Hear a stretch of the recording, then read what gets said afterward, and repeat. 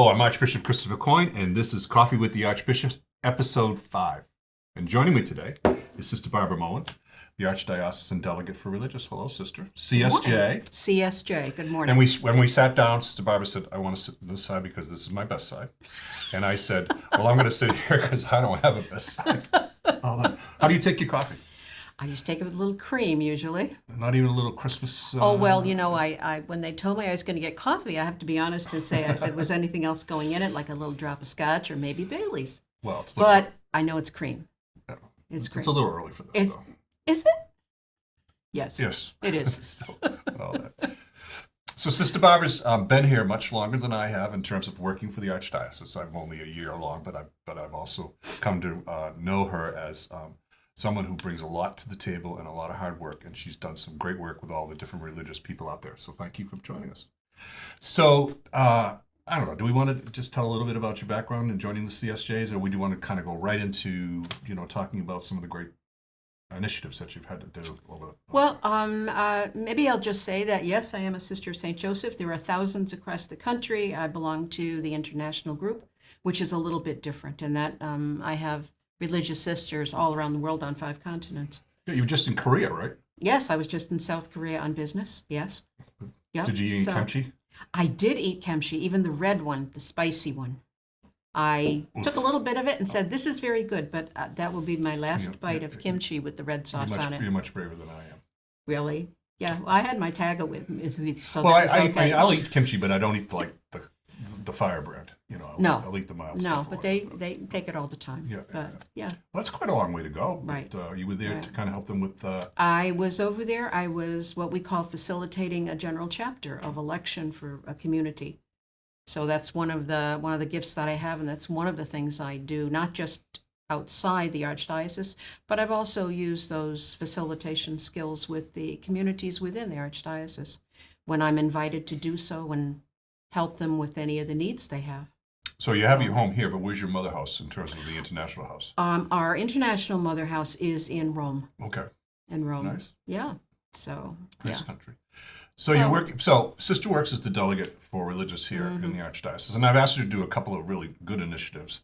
But you also keep. When I first got here, I said to you, "How many religious communities do we actually have in the Archdiocese of Hartford?" But then we broke it down. We said, "How many of them are actually like founded or formed their mother house or their what do you call it? Well, it was the mother house for the women. Is the mother house for the men? Yeah, they call it a mother house also. Yeah. How many? So how many? I said to you, how many are actually in the Archdiocese of Hartford? Because I only had 2 in Vermont. Right, and here we have 9 what we call mother house or provincial houses of men or women. On the other hand, we have 26 communities total of women and 16 communities of men. But only 9 of those have their headquarters of the United States right here in the Archdiocese. Right, but their mother house would be in another country. That would be in another country. And so we have pockets of sisters or pockets of priests who are ministering here in the Archdiocese. And so, but their mother houses, yes, are outside here, but they've been here a long time. Yeah.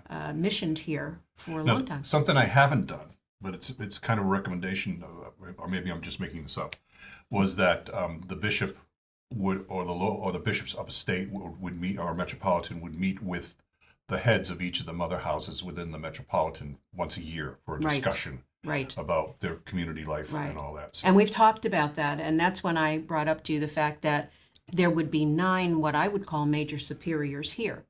Right. And then for the other groups of either men or women who are here, they have a local contact, but it would not be the major superior. So we've been talking, you and I, about how to make that all work, and do we bring the contacts? I think to start, it would be just good to start with the mother houses, in Bridgeport Diocese, in Norwich. In Bridgeport also? Yeah, we just bring them all together. Okay. That would be a fine idea, because there has not been a lot, in my time, there hasn't been a lot of interaction with either Norwich or with Bridgeport in terms of bringing religious together.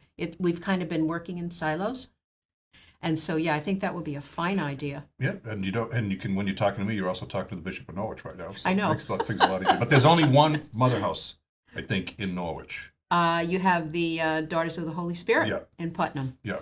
So They're there, and they have one woman now who ministers here in the Archdiocese. Okay. So I include them in all the mailings anyway. So we'll get because- together. So I've been in a number of these meetings, especially in Indiana, because they had a lot of mother houses, Right. Benedictines most especially, and I always found them very informative, Mm-hmm. just to get a sense of what their communities are doing, how healthy they are, Right. and what recommendations they'd make to the local bishops to help Right. them, support them along those Right. lines. So you basically try and get into contact with all the mother houses at least once a year in the Archdiocese, plus the provincial houses. Plus the provincial houses, right? And I've been in this position just coming up on 2 years. I've had the opportunity to meet all the groups, and I visit. I've had invitations to go. I also have worked with some of them when they have been inquiring about what to do with their health care, because it's a critical piece for all religious communities right now. Aging, and some groups did not prepare well for aging, especially the contemplative groups. And I remind you, we have two contemplative groups. We have the Benedictines at Regina Laudes Abbey, and we have the Dominicans in Guildford. And so in the beginning, they were all young, so to speak, and now that they are facing the reality of older religious, they're saying to themselves, okay, how do we ensure that we take care of those who are ill? And it's another level of concern, because for communities like my own, we've reached the point where we have to literally place our women, or the men also, out in other lay facilities. We no longer have the luxury of having our own. And we've worked it out. But for the contemplative groups, it's another level of leaving that enclosure. When they're dealing that with has some nurtured of their them for members that have Alzheimer's or Absolutely. dementia. It's very hard. How do they deal with it? It's very hard. Because they're supposed to be there. They should be. And so Right. they've got to get creative. And so when they have to place a woman or a man out in a facility, they're now trying to determine, how do we not only ensure that they have the best care where they go, but how do we help them to understand that in this new reality, they are still Benedictine, they are still Dominican, and they have a new ministry within a new type of enclosure. It's a whole new world for them. And so, it's difficult, but they're coping. Now, for the people who are watching, Right. The local bishop, when he invites a community to form a mother house within that church, which is Right. something I can't do in Norwich, by the way, because that would encumber the next bishop. Right.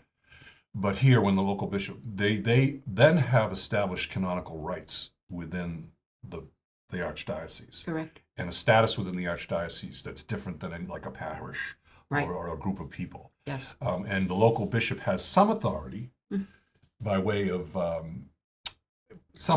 but it's mainly by way of working with the community and directing perhaps the good works. But I, as the local bishop, can't go into a community, one of our mother houses, and just start saying, do this, I don't want this one. No. No, they have, And no one's ever done and they it. have some strong rights. I mean, it's interesting. We do, because our first rule, if you want to say that, is to our Constitution. And so what we find in our Constitution is what we follow. And if we were invited to, I don't know, think about something outside of the realm of what our Constitution invites us into, we would have to seriously discern, what does that mean for us, and how can we collaboratively engage with a bishop and archbishop so that we can come to some mutual understanding of being able to stay and minister well.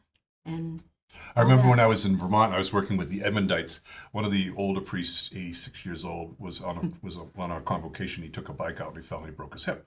So I went to see him. This is an Edmondite. And I went to see him later on in rehab. And I said, Ray, do me a favor. I said, can you stop riding the bike? And he looked at me, he says, Bishop, I have to respect you, but I don't have to obey you. right. So that's true. a good, that's I always say, okay, that's kind of And he was collaborative with the first statement. Yeah. I have to respect you, but Yeah. I don't have to So exactly that's what follow you get. it. With the Right. religious, they basically say, well, I respect the bishop, but in most instances, I don't have to, I don't Right. have to think. Well, so we've had a pretty good conversation. There's so much more we could talk about, but we're running out of time. Right. Is there anything you wanted to say, anybody that you want to say hello to before we wrap it up, or just? Well, if all the religious in the Archdiocese get to see this, I hope I've represented you well, number one. And you have. You have been, and you always. My name is Archbishop Coyne, and this has been Coffee with the Archbishop.